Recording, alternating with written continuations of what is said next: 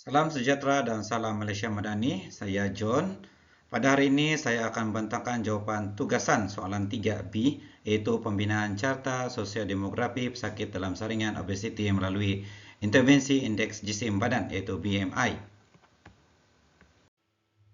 Pengenalan, data diambil daripada kes obesiti berjumlah 50 orang pesakit yang disaring melalui intervensi indeks jisim badan, iaitu BMI. Jenis data kualitatif iaitu jantina atau nominal, tahap pendidikan iaitu ordinal, dan status perkahwinan terhadap pekerjaan iaitu nominal akan dibincangkan dalam slide ini. Data ini akan diterjemahkan kepada carta pie, carta palang berganda untuk memudahkan analisa data.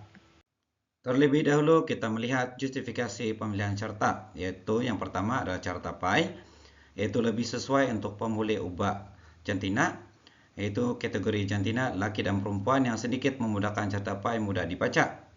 Sifat carta pie membolehkan pembaca melihat dengan pantas kategori mana yang menjadi majoriti atau minoriti dalam sesuatu kumpulan. Ini adalah langkah untuk membina carta pie, yaitu langkah pertama, data disediakan dalam bentuk jadual terlebih dahulu. Langkah kedua yaitu kira data yang diperlukan mengikut kategori, bilangan, sudut pusat, dan peratus. Dan langkah ketiga adalah melukis carta pie di kertas graf ataupun Microsoft Word seperti yang ditunjukkan. Langkah keempat adalah seterusnya, lorikan dan labelkan, pastikan tajuk diletakkan. Dalam carta pie ini menunjukkan majoriti jantina pesakit adalah perempuan, yaitu 54% berbanding lelaki 46%.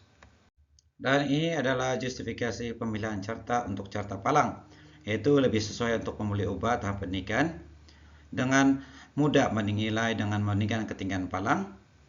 Carta ini tepat dan kemas. Label setiap tahap pendidikan boleh ditulis dengan jelas bilangan 6%, sesuai untuk data berperingkat yaitu dari rendah ke tinggi.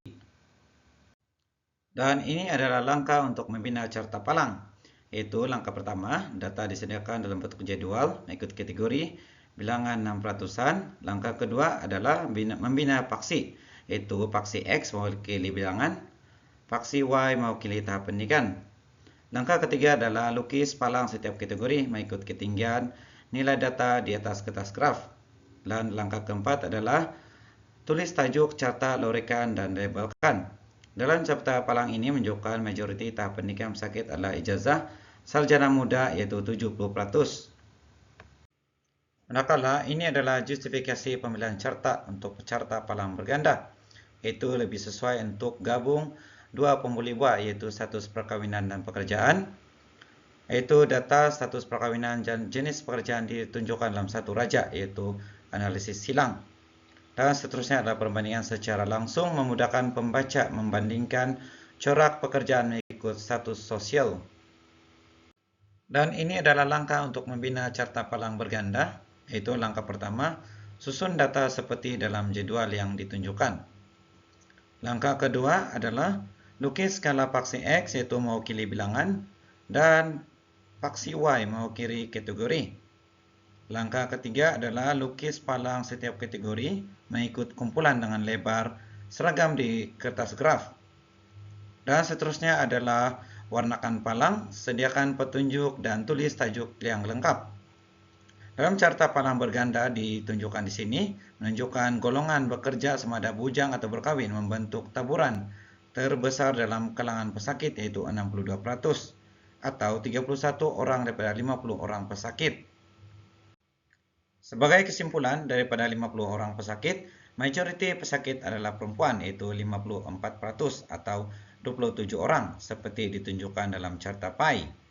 Majoriti pesakit mempunyai pendidikan ijazah sarjana muda, yaitu 70% atau 35 orang ditunjukkan dalam carta palang. Dan kebanyakan golongan pesakit ini bekerja, yaitu sebanyak 62% atau 31 orang, yang terdiri daripada orang bujang dan berkahwin, seperti yang ditunjukkan dalam palang berganda.